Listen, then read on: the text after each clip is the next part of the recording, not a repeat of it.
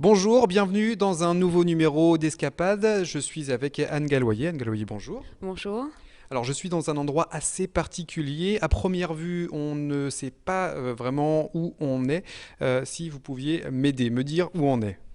On est dans un garage à bateaux, un lieu où on gare les bateaux. D'accord, dans un garage à bateau, mais un lieu chargé d'histoire. Nous sommes exactement dans le hameau de Fournaise. Donc ces bateaux, en fait, ont une histoire vraiment très importante, notamment pour les impressionnistes, car nous sommes sur l'île des impressionnistes. Voilà, ce sont des bateaux qui ont été retrouvés tout au long du XXe siècle et restaurés par une association qui s'appelle Sequana, qui aujourd'hui sont des pièces de musée et qui sont porteurs de toute une histoire.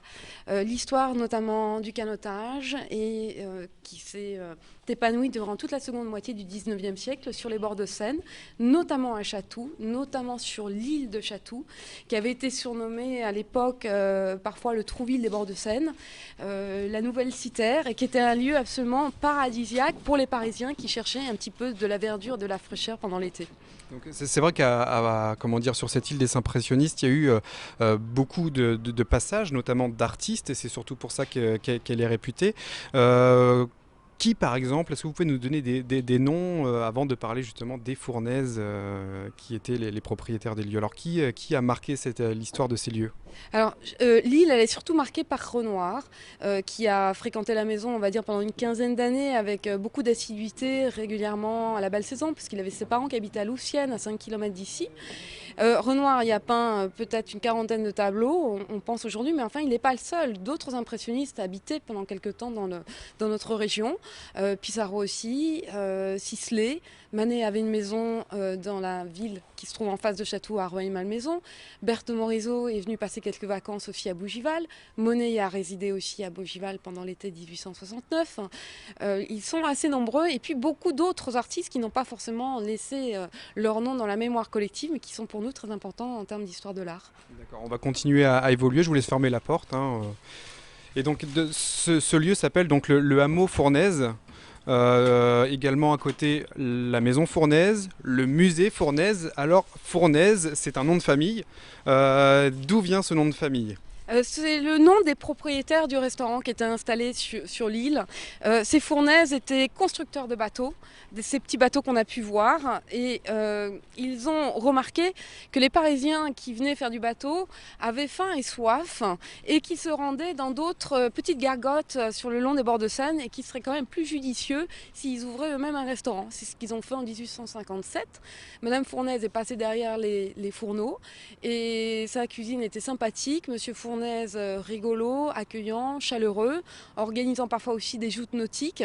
Et l'établissement est devenu très populaire, célèbre. On en parle beaucoup dans les chroniques, dans les gazettes de l'époque. Les Parisiens ont commencé à venir et à prendre le large, à aller vers la campagne en fait. Aller vers la campagne, pour ceux qui n'avaient pas la chance d'avoir une propriété je sais pas, en Normandie ou assez loin, finalement Chatou et les bords de Seine, puisqu'il y avait d'autres stations de canotage que Chatou, ont représenté cette nouvelle Éden pour des gens qui avaient envie de découvrir pour la première fois les premiers loisirs modernes, on peut dire. Et donc des artistes sont venus profiter de ce lieu. Donc on parlait de Renoir, il y en a eu plein d'autres, Vlaminck, etc. Et donc ils ont été très marqués par les couleurs, par la lumière qui se dégageait ici. Voilà, alors qu'est-ce que vous pouvez nous dire justement sur ce lieu, sur cette ambiance qu'il pouvait y avoir pour les peintres?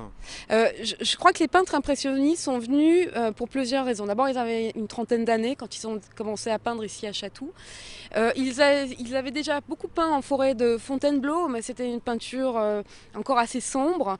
Et c'est vrai que le fait que Chatou soit desservi par le chemin de fer leur a permis d'être à 30 minutes de leur atelier de Paris et de trouver des motifs à peindre beaucoup plus facilement qu'en se rendant à la forêt de Fontainebleau. Et à la fin des années 1860, ils vont véritablement basculer et grâce à cette lumière qu'ils vont observer sur la scène, en peignant sur le motif, ils vont mettre au point cette petite touche qui va donner naissance à la peinture impressionniste. Ça reste un lieu vivant, qui est protégé mais qui reste vivant. Alors c'est sûr qu'aujourd'hui le pont de pierre qui apparaissait dans les tableaux de Renoir a disparu, il a été remplacé par un nouveau pont routier dans les années 1970. Il y a aussi d'autres maisons, notamment le Grand Hôtel de Monsieur Fournaise aujourd'hui qui a été démoli il y a une quarantaine d'années. Donc le site s'est aussi un petit peu métamorphosé. Mais à l'époque de Renoir, il était extrêmement bucolique, verdoyant. Mais 20 ans après son passage, au tournant du XXe siècle, on a déjà des usines qui viennent d'être construites sur l'autre rive. Donc il est en perpétuel mouvement. Et évidemment, aujourd'hui, il est protégé, préservé, mais continue aussi d'évoluer. Et juste en face de nous, en fait, c'est le restaurant original des Fournaises avec le fameux balcon, on y reviendra tout à l'heure, qui a rendu d'ailleurs célèbre ce lieu par la suite dans le monde entier. Justement, c'est par justement un restaurant que tout a commencé, en fait, tout simplement. Et tout s'est agrandi et comment justement les Fournaises stockaient entre guillemets tous ces habitants, tous ces curieux qui venaient par ici. Ils avaient des tables à l'extérieur, des tables à l'intérieur, sur le balcon. Et puis, vous savez, les Parisiens venaient louer un bateau chez Fournaise, pouvaient y rester pour déjeuner ou dîner, mais parfois, en fait, se donner rendez-vous avec d'autres amis dans d'autres guinguettes, à la Grenouillère, à Croissy, ou un petit peu plus loin vers Besançon, vers Argenteuil, ou aller danser à Bougival, où il y avait un bal célèbre. On ne restait pas ici à Chatou, on allait se promener sur l'eau. C'est tout l'art du canotage. Donc, Monsieur Fournaise, même s'il y avait beaucoup de monde qui se rendait à son établissement, ça reste un établissement de passage, un point obligé, parce que c'était un des endroits où on pouvait louer des bateaux pour venir explorer en fait les bords de Seine. D'accord, alors on va aller se diriger dans le musée Fournaise avec à l'intérieur quelques tableaux qui racontent également l'histoire de ce lieu à travers notamment quelques reprises par la ville de Chatou, notamment fin des années 70. On y va. Alors la visite se poursuit, nous sommes cette fois à l'intérieur du musée Fournaise, un lieu qui a énormément changé au fur et à mesure des années. On le voit par rapport à ce qu'on a vu à l'extérieur, c'était beaucoup plus boisé. Alors justement, comment ça s'est évolué? C'est un lieu qui a énormément changé de propriétaire au fil du temps. Oui, au fil du XXe siècle, la maison a changé de propriétaire jusqu'au moment où la ville de Chatou a réussi à la racheter en 1979. Elle était dans un état de ruine absolue. On a beaucoup de mal à imaginer que cet endroit pouvait être complètement laissé à l'abandon. Et ici, on se trouve en fait dans des anciens ateliers de Monsieur Fournaise où il avait ses outils. Et on va aller dans le grenier de la maison Fournaise où avaient été installées probablement des petites chambres qu'on pouvait louer pour ceux qui souhaitaient passer un petit week-end pour canoter à la belle époque de Renoir. En fait, ce sont des travaux qui ont duré de nombreuses années. À la fin des années 70, ça a été vraiment un lieu qui a été laissé à l'abandon. Oui, il y a eu des travaux pendant une douzaine d'années. Le site a été inscrit à l'inventaire supplémentaire des monuments historiques, ce qui a permis son sauvetage en 1980. Et ensuite, la ville a œuvré aux côtés d'une association qui s'appelle l'Association des Amis de la Maison Fournaise, qui a œuvré pour mener des recherches sur l'histoire de la maison et constituer le premier noyau de la collection de ce que sera le futur musée Fournaise, en achetant des œuvres, en recevant des dons, en trouvant des documents, des archives. Et ça a permis d'ouvrir ce musée en 1992. Alors c'est pas facile parce que ce sont les œuvres qui ont été peintes par ici, ce sont des œuvres qui ont été connues par la suite dans le monde entier. Donc comment on fait pour réunir beaucoup d'informations et même des tableaux ou des documents quel était le plus dur dans tout ce travail au fil des années? C'est un travail de fourmi.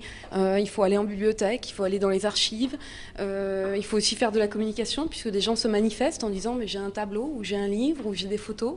Donc il y a eu des campagnes qui ont permis de rassembler tous ces documents. Et puis au fil des années, on continue d'acheter et de trouver chaque année un document ou un tableau sur l'histoire de l'île, de la peinture à Chatou. Parce que comme on disait tout à l'heure, il y a eu beaucoup d'histoires. Il y a eu Maupassant également, on ne l'a pas encore évoqué, mais lui, est-ce que Maupassant, on y vient, est-ce que ça l'a inspiré dans ses œuvres? Ah oui, Maupassant, ça c'était probablement le canotier le plus impénitent. Il a dit qu'il aurait pu se passer d'écrire, mais jamais de faire de canotage. Il s'échappait dès qu'il pouvait de son travail au ministère de la Marine à l'époque. Et il avait ses bateaux, même confiés ici à Monsieur Fournaise. Il donnait rendez-vous à ses amis. Il avait même un pseudonyme, il s'appelait parfois Joseph Prunier. Et il a raconté toute cette ambiance extraordinaire de canotage dans certaines de ses nouvelles, comme La femme de Paul. On le disait, il y a pas mal de documents. On le voit derrière nous, il y a quelques dessins. Ce sont tous des originaux. C'est également difficile à récupérer auprès des anciens propriétaires ou même de certains musées. C'est un travail de patience et puis il faut parfois avoir un petit peu de chance. Un travail de contact, ça se fait au fil des années. Oui, c'est pas facile, mais il faut être patient. Mais on trouve. On trouve, oui, il faut aller chez les antiquaires, chez les brocanteurs. Il faut aussi continuer d'écumer les musées pour pouvoir obtenir des prêts ou des dépôts qui enrichissent la collection. Alors, on y arrive tout doucement de ce tableau qui a marqué vraiment le lieu, ce restaurant de Monsieur Fournaise à l'époque. C'est tout simplement le déjeuner des canotiers. On est à quelques mètres, on ira tout à l'heure. Alors, pourquoi ce tableau est-il unique? Il est juste en face de nous. C'est un des tableaux les plus importants de Renoir parce qu'il a été peint après avoir fréquenté pendant une dizaine d'années ces lieux. Il a 40 ans, c'est vraiment une œuvre de maturité qui arrive au bout de ses recherches de l'impressionnisme. Et c'est un tableau de grand format et assez ambitieux puisqu'il rassemble 14 personnages sur la terrasse du restaurant Fournaise. 14 personnages qui sont installés dans une guinguette au bord de l'eau. On aperçoit en arrière-plan la Seine, le pont du chemin de fer, puisqu'on venait à Château par un nouveau moyen de transport qui était le train, qui était quelque chose qui allait extrêmement vite, à 40 km/h. On y venait pour faire de la voile, de la rame. Tout ça est visible dans le tableau. Et il montre en fait la compagnie de jeunes gens qui sont habillés de manière un peu plus décontractée qu'ils ne le seraient s'ils étaient à Paris, en portant des chemises claires, des robes d'été pour les jeunes femmes. Et on vient se détendre au bord de l'eau, faire du bateau et passer une belle après-midi ensoleillée. Alors, celui qui est en face de nous, c'est une reproduction. L'original, il est à Washington. Beaucoup des tableaux qui ont été peints ici maintenant sont dans le monde entier, notamment celui-là. Et ce qui fait la particularité, c'est qu'il est intemporel. On en discutait juste avant de se rencontrer. Et c'est ce qui fait sa renommée quelque part. Oui, c'est un tableau qui est à la fois très moderne, puisqu'il représente cette nouvelle société parisienne de jeunes gens qui découvrent les premiers loisirs, et en cela le canotage. Et en même temps, il représente un repas, on va dire, collectif et s'inscrit dans une tradition de la peinture française, du repas collectif, comme on pouvait en avoir dans les musées, et notamment au Louvre, que Renoir fréquentait avec assiduité. Le tableau qu'il préférait était Les Noces de Canal Véronèse. Mais c'est un tableau qui appartient à l'époque de Renoir. Donc c'est pour ça qu'il appartient à son temps, et en même temps dans une tradition classique, et qui devient intemporel, et ce qui en fait sa marque de chef-d'œuvre. C'est un tableau qu'il n'a pas peint d'une traite. En fait, il y a eu plusieurs mises en scène pour ce tableau. Il y a toute une histoire, il y a tellement de théories autour de ce tableau. En fait, on sait très peu de choses. Il a été peint il y a fort peu de temps, c'était en 1880, c'est pas très loin dans le temps, mais on ne connaît pas vraiment d'études préparatoires ni de dessin. On sait qu'il s'est installé sur le balcon avec son chevalet, qu'il a peint, qu'il a probablement demandé à ses amis de poser pendant quelques temps, mais il est difficile de les imaginer poser pendant des heures et des jours, alors qu'il y a tellement d'amusement et de loisirs à faire. Mais on n'a pas d'informations sur comment ça s'est passé. Le tableau reste et conserve un peu son mystère à ce niveau-là. D'accord, alors nous, on va continuer la visite, on va se retrouver justement sur ce balcon, on va y aller dès maintenant. Alors pour terminer la visite, toujours avec Anne, conservatrice ici au musée Fournaise, nous sommes sur le balcon du déjeuner des canotiers, et avec la lumière qu'on a, on peut comprendre pourquoi Renoir a été inspiré. Oui, on est dans le tableau. Voilà, venir ici à la maison Fournaise, c'est entrer dans un tableau et puis vivre comme on l'entend. Et évidemment, l'endroit reste charmant, donc on peut comprendre qu'il est autant plu et charmé les artistes à cette époque. D'accord, et où est-ce qu'on peut découvrir d'autres tableaux de Renoir et même des impressionnistes en France ou dans le monde pour qu'on se donne vraiment l'impression de vie de l'époque? Pour la France, il suffit de se rendre au musée d'Orsay. Il y a déjà 2 tableaux qui ont été peints ici même sur le balcon.